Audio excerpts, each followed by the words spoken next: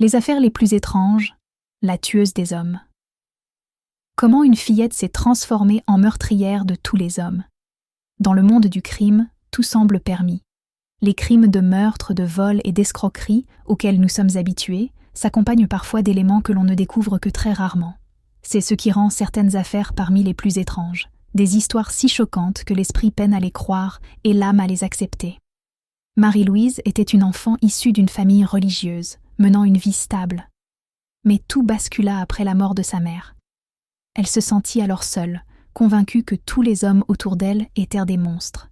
Elle était encore très jeune et confiée aux hommes de sa famille, mais ils étaient dépourvus de toute conscience morale. Une nuit froide, elle se réveilla en sursaut, dans les bras de l'un de ses oncles qui tentait de l'agresser. Son oncle était grand et warning, built, translate naturally, corpulent, à la carrure imposante, qui tentait de l'agresser sexuellement.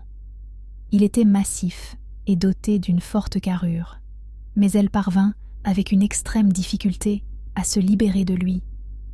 Elle se demandait intérieurement « Que fait-il ? Pourquoi est-il dans mon lit ? Tente-t-il de me violer ?» À cet instant, une colère immense s'empara d'elle et lui donna une force décuplée.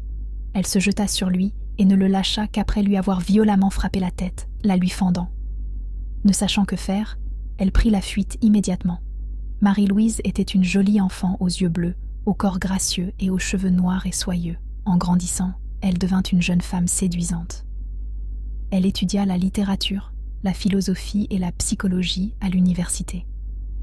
Elle aimait chanter et veillait à suivre un mode de vie sain, s'abstenant notamment de consommer de l'alcool. Elle tenta désespérément de se libérer progressivement de sa peur et de sa haine des hommes. Lorsqu'elle rencontra Jack, elle eut le sentiment d'avoir définitivement surmonté son traumatisme et retrouva confiance en eux. Elle se rapprocha de lui et une histoire d'amour naquit, couronnée par le mariage. Jack était romantique et ne cessait de lui murmurer de doux mots. Il lui confiait son désir d'avoir 3 enfants avec elle, tous des garçons, le premier officier, le deuxième médecin et le troisième agriculteur. La vie était douce et paisible, jusqu'à ce qu'elle bascule de nouveau. Un jour, Marie-Louise surprit Jack avec une autre femme dans leur chambre à coucher, portant ses vêtements.